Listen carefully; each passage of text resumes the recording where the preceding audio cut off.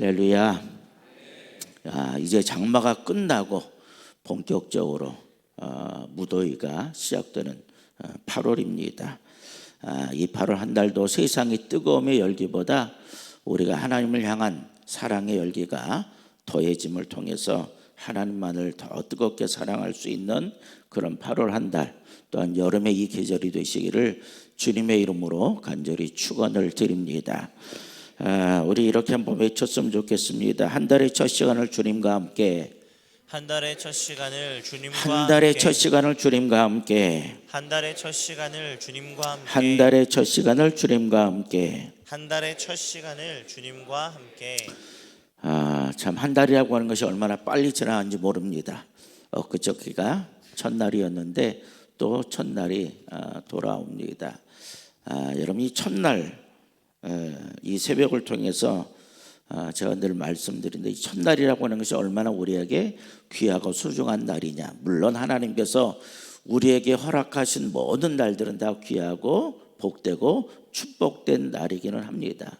근데 이 첫날이라고 하는 것은 우리가 다시 한번 마음을 새롭게 할 수 있는 날이기 때문에 귀하고요, 때론 우리가 하나님께 결심하고 결단했지만 혹 그동안 실천하지 못하고 행하지 못한 부분이 있다라고 한다면 이 첫날을 통해서 우리의 마음을 또다시 새롭게 가질 수 있는 날이기 때문에 이 첫날은 그 어떤 날보다 더 귀하고 소중한 날이다, 이런 생각을 갖게 됩니다. 이런 특별히 우리가 지금 이 여름이라고 하는 계절은 신앙과 믿음을 지켜나간다라는 것이 그 어떤 계절보다도 더 힘들고 어려운 계절이다, 이렇게 볼 수가 있습니다. 그런데 다른 한편으로 생각해 보면 다시금 나를 돌아볼 수 있는 소중한 쉼과 또한 휴식의 시간이 아닐까, 그런 생각을 해보게 됩니다. 근데 이 여름의 계절이 단지 우리에게 쉼과 어떤 휴식으로 끝나는 것이 아니라 자연을 통해서 하나님께서 나에게 말씀하신 음성은 무엇일까라는 것을 듣기도 하고, 또한 내가 그동안 부족했던 부분이 무엇일까라고 하는 것을 다시 한번 나 자신을 뒤돌아보게끔 하는 그 시간이 여름이 아닐까, 이런 생각을 하게 되어집니다. 여러분들이 그런 마음을 통해서 우리가 함께 이 8월 한 달을 보냄을 통해서 우리의 부족한 것을 다시 한번 채울 수 있는 영적 계절로 변화시킬 수 있는 이 8월이 되시기를 주님의 이름으로 간절히 부탁을 드립니다. 우리 이 시간 함께 다시 한번 외쳐봤으면 좋겠어요. 제가 예배의 성공자하면 여러분 뭐라고 하면 돼요?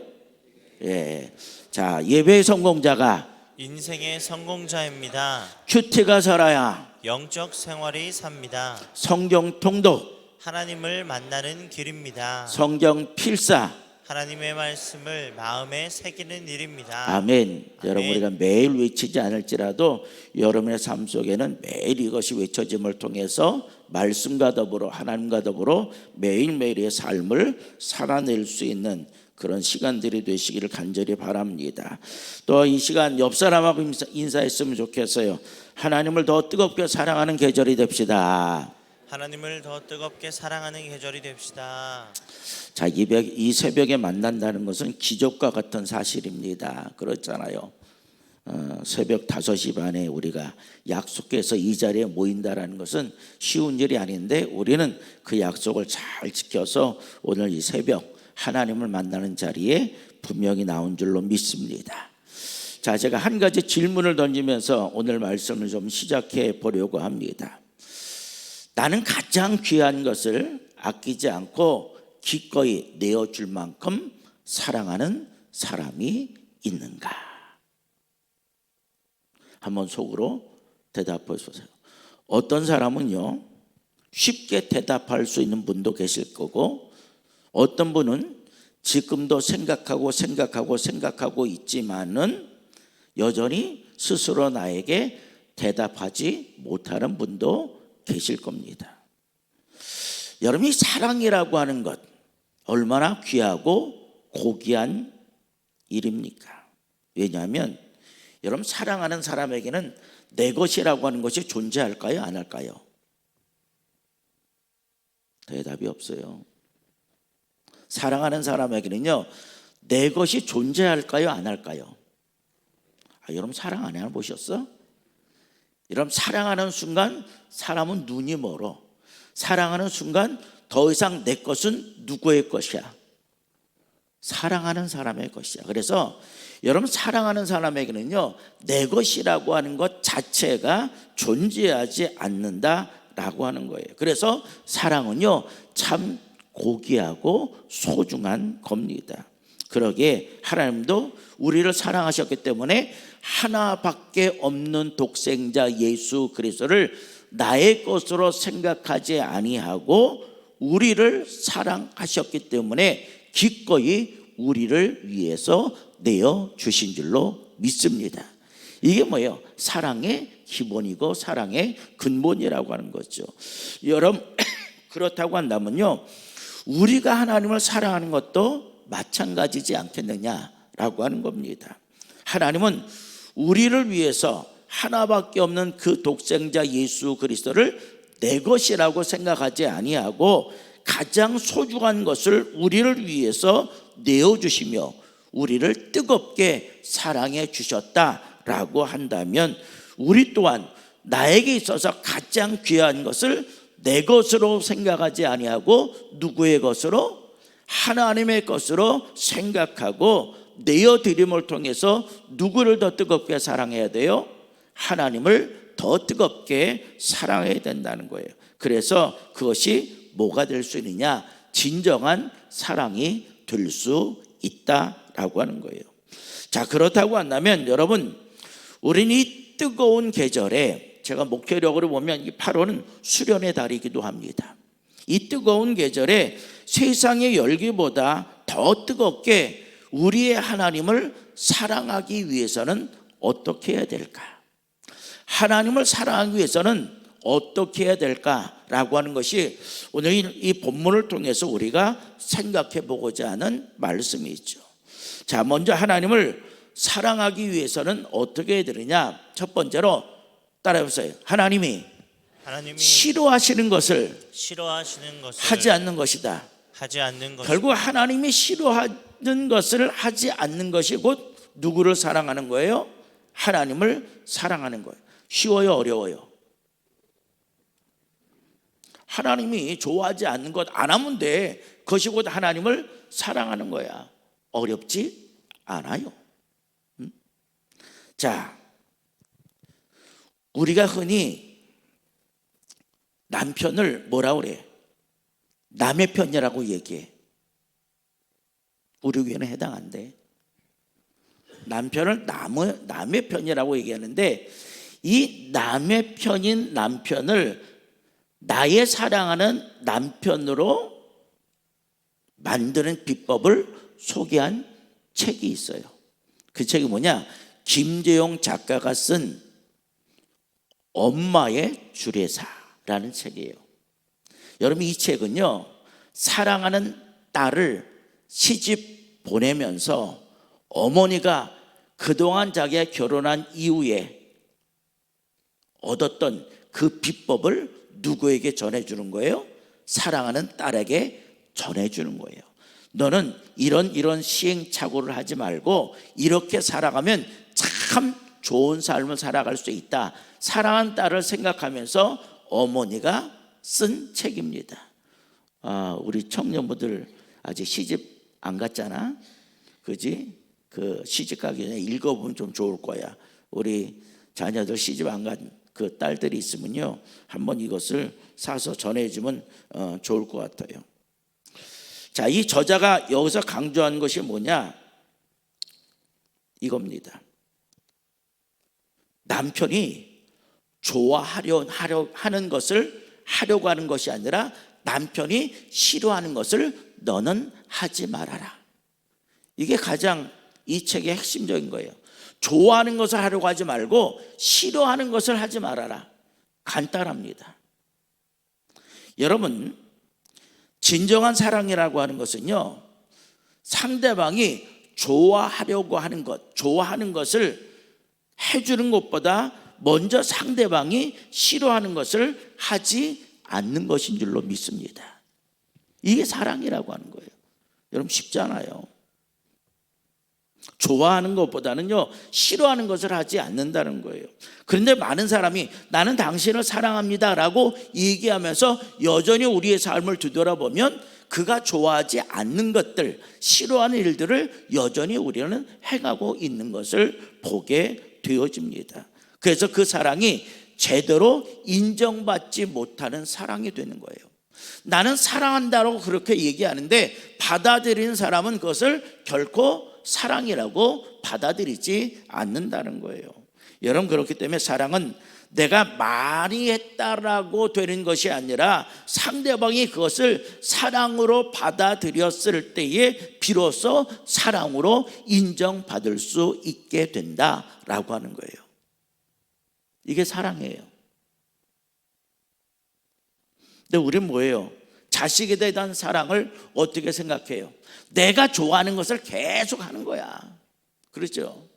상대방 것을 좋아하지 않는데. 그래서 자식과 부모 간의 사랑이 이루어지지 못하는 이유도 여기에 기인하고 있다는 거예요. 여러분, 우리가 하나님을 사랑하는 것도 역시 마찬가지죠. 여러분, 하나님께서 좋아하시는 것이 무엇일까? 라고 하는, 좋아하는 일을 하려고 하지 말고 하나님께서 싫어하시는 것을 하지 않은 일을 할 때 우리는 하나님을 사랑하게 될 줄로 믿습니다. 자, 그러면 우리 하나님께서 싫어하는 게 뭘까? 싫어하는 것을 찾아보면 되는 거죠.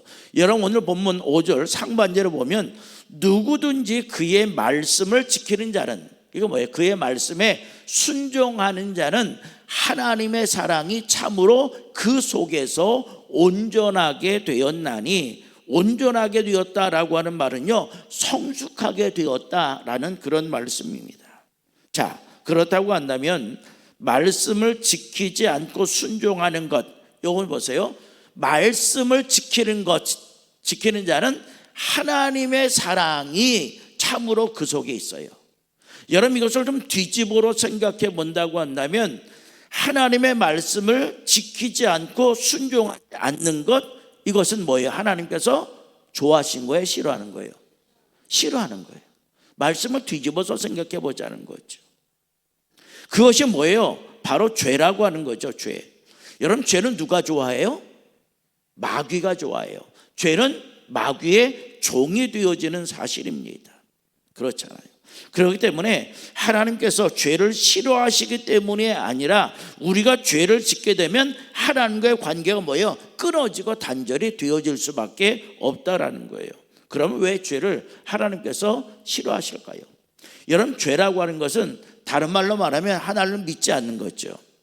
죄라고 하는 것은 다른 말로 말하면 하나님과 멀어지는 것을 이야기합니다. 또한 죄라고 하는 것은요 하나님의 말씀대로 살지 아니하는 것을 의미하게 되어집니다. 더 나아가서는요 하나님보다 더 우선시하는 그 무엇이 있는 것, 이것을 우리는 뭐라고 얘기합니까? 죄라고 이야기를 하게 된다는 거예요. 저는 이 여름이라고 하는 계절이 그러한 계절이 아닐까라는 생각을 하게 됩니다. 왜냐? 밖으로 나갈 일이 다른 계절보다도 훨씬 더 많아요. 밖으로 나갈 일이 많다라는 것은 다른 계절보다 세상을 통해서 유혹받을 만한 일이 훨씬 더 많다라고 하는 얘기가 될 수도 있다라는 거죠. 여러분, 그래서 로마서 14장 23절 하반절의 말씀을 보면 믿음을 따라 하지 아니하는 것은 다 뭐라고요? 죄라고 하는 거예요. 하나님께서 싫어하시는 것은 믿음을 따라 살지 아니하는 것, 이게 가장 싫어하는 거예요. 이게 죄예요. 죄는 누가 좋아한다고요? 마귀가 좋아한다라고 말씀을 드렸잖아요. 여러분, 하나님을 믿는 사람이 살아가면서 때로는 믿음대로 살지 아니한 것들이 있다라는 거죠. 그것을 통틀어서 우리는 죄라고 얘기합니다. 여러분, 내가 하나님을 사랑한다라고 고백하고 말한다고 한다면 이 죄에 대한 문제를 우리가 반드시 청산할 줄 있어야 된다는 거죠. 지금까지 지었던 죄, 하나님을 믿지 않고 믿음대로 살지 않았던 모든 죄에 대한 것을 우리가 회개해야 된다는 거예요. 이것이 뭐냐? 바로 하나님을 사랑하는 방법인 줄로 믿습니다. 혹시 오늘 우리 안에 하나님께서 원하지 아니한 그 마음을 품고 있다면 하나님께서 원하지 아니하는 행동을 우리가 지금 하고 있다고 한다면, 내가 하나님을 사랑한다고 하면서도 하나님께서 싫어하신 일들을 내가 지금도 행하고 있구나 라는 마음을 가지시고, 하나님께서 싫어하시는 것들 여러분 하지 아니하고 우리 하나님께서 원하시는 것이 무엇일까라는 것을 먼저 생각하며 살아갈 때 우리는 하나님을 더욱더 뜨겁게 사랑하게 될 줄로 믿습니다. 자, 마지막 두 번째로 우리가 하나님을 더 뜨겁게 사랑하는 방법이 뭐냐? 하나님의 말씀을 뭐하는 것? 지키는 것인 줄로 믿습니다. 자, 오늘 본문 5절에 있는 말씀을 보세요.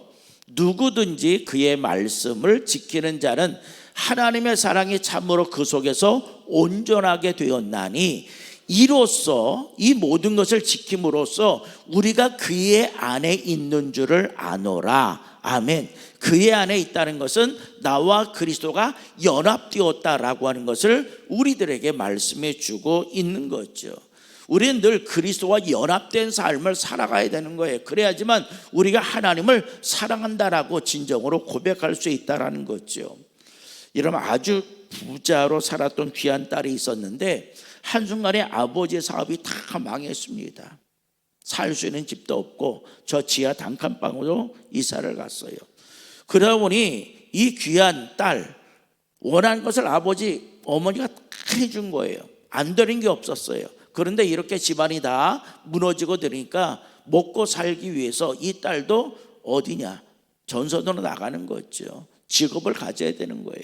그동안 한 번도 고생해 본 일이 없고 부족해 본 일이 없었는데 이른 새벽부터 나가서 저녁 늦게까지 일을 하니 얼마나 힘들고 어려웠겠습니까?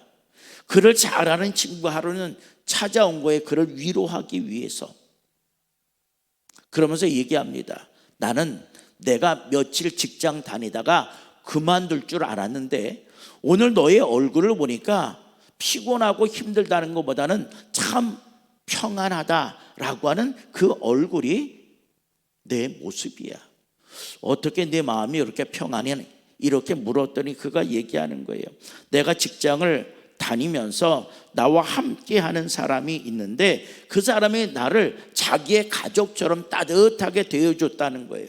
그리고 자기를 사랑으로 대해주었다는 거예요. 그래서 내가 하루하루의 삶을 견딜 수도 있고 일에 대한 기쁨과 즐거움을 가지고 매일매일 직장을 다니고 있다, 이렇게 말을 하더라는 거예요. 여러분, 그래요. 사랑하면 할 수 없는 것 같은 일도 할 수 있게 되는 줄로 믿습니다. 여러분, 하나님을 우리가 사랑하는 일도 역시 마찬가지라고 하는 거죠. 여러분, 하나님을 사랑하면요, 하나님께서 말씀하신 것이 아무리 힘들고 어렵더라도, 때론 나에게 손해가 되는 것처럼 보일지라도, 때론 내가 앞으로 나가는 것을 막는 것처럼 보일지라도, 내가 하기 싫은 일일지라도 어떻게 된다는 거예요? 할 수 있게 되는 줄로 믿습니다. 이게 하나님을 사랑하는 마음, 이것을 가진 사람들이 행할 수 있는 거예요. 여러분들 성경에서 보면요, 하나님의 말씀을 사랑하는 것과 하나님의 말씀을 순종하는 것을 똑같은 것으로 보고 있다는 거죠. 여러분, 요한복음 14장 23절 상반절에 보세요. 예수께서 대답하여 이르시되 사람이 나를 사랑하면 내 말을 어떻게 한다고요? 지킨다고요. 아멘. 내 말을 지킨다는 건 뭐예요? 내 말에 대해서 순종하며 따른다 라고 하는 거예요. 아멘. 나를 사랑하면 내 말을 지킨다는 거죠. 또한 요한일서 5장 3절 상반절의 말씀 보시면 하나님을 사랑하는 것은 이것이니 뭐라고 얘기하고 있어요? 우리가 그의 계명들을 지키는 것이라. 아멘. 사랑하면 하나님의 말씀, 하나님의 계명을 지켜야 된다라고 우리들에게 말씀해 주고 있다는 거예요. 계명은 하나님의 말씀이잖아요. 여러분, 우리가 정말 하나님을 사랑하십니까? 라고 한다면 우리는 하나님의 말씀대로의 삶, 하나님의 말씀대로 순종하는 삶을 살아갈 수 있기를 간절히 바랍니다. 그리고 하나님의 말씀에 순종하는 것, 이것이 곧 누구를 사랑하는 일이다? 하나님을 사랑하는 일이라는 거죠. 여러분, 그래요. 우리가 하나님의 말씀에 순종하려면 하나님을 먼저 사랑해야 된다는 거죠. 여러분, 사랑하지 않으면 그 순종이 오래 갈 수 있을까요? 처음엔 억지로 할 수 있겠지만 오래 갈 수 없어요.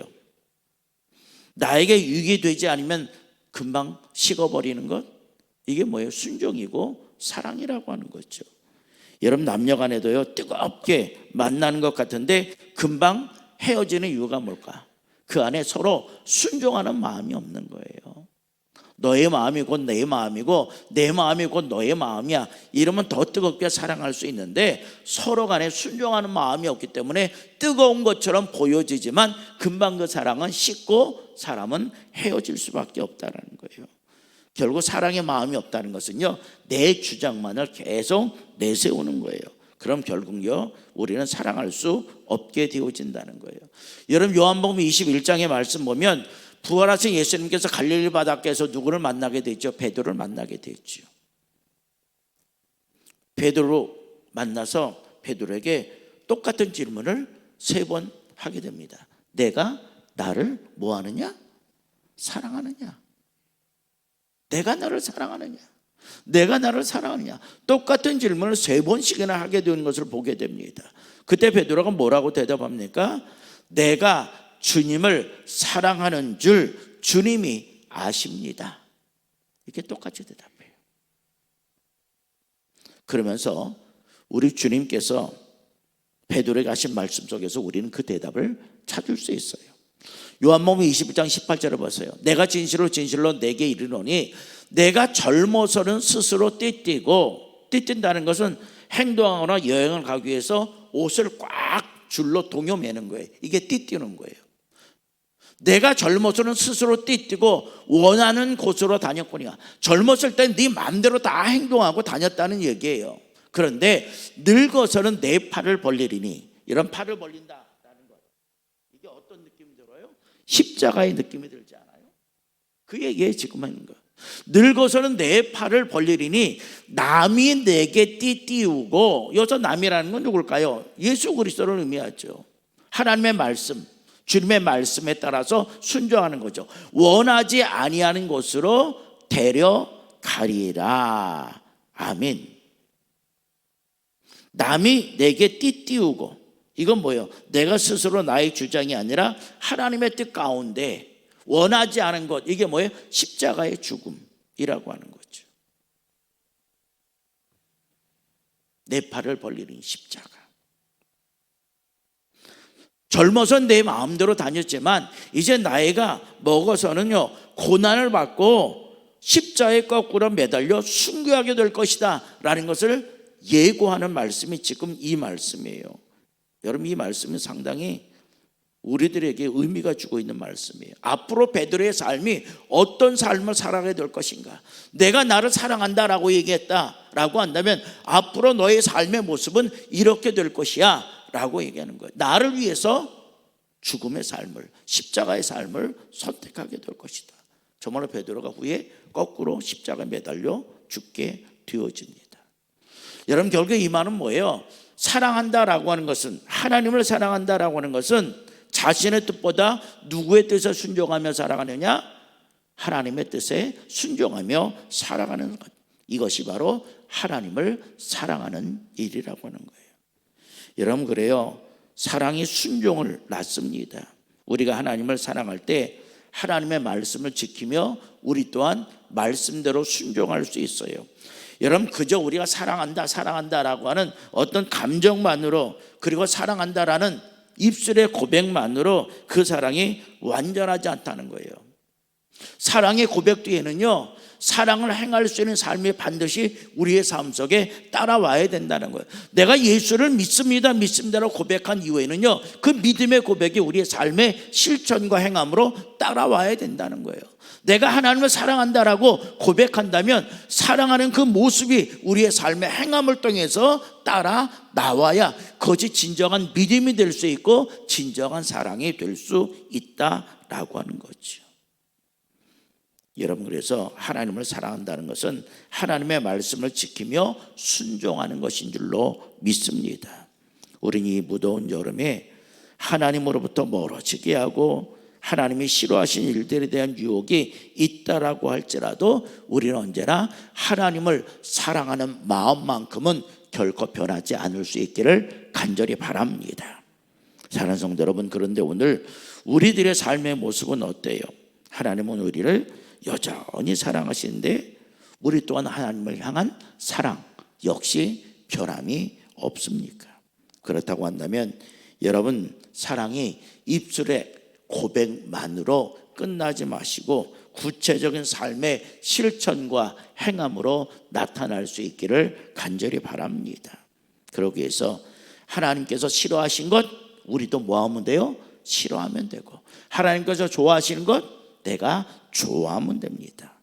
그러나 그 중에서 가장 귀한 것은 무엇보다도 하나님을 사랑한다라고 한다면 하나님의 말씀에 순종하는 삶을 살아감을 통해서 이 8월 뜨거운 여름의 계절, 뜨거운 여름보다 더 내가 하나님을 사랑합니다, 더 뜨겁게 사랑합니다 라고 고백하고 실천할 수 있는, 그래서 하나님의 사랑을 온전히 우리 하나님께 내어드릴 수 있는 8월 한 달이 되시기를 주님의 이름으로 간절히 축원을 드립니다.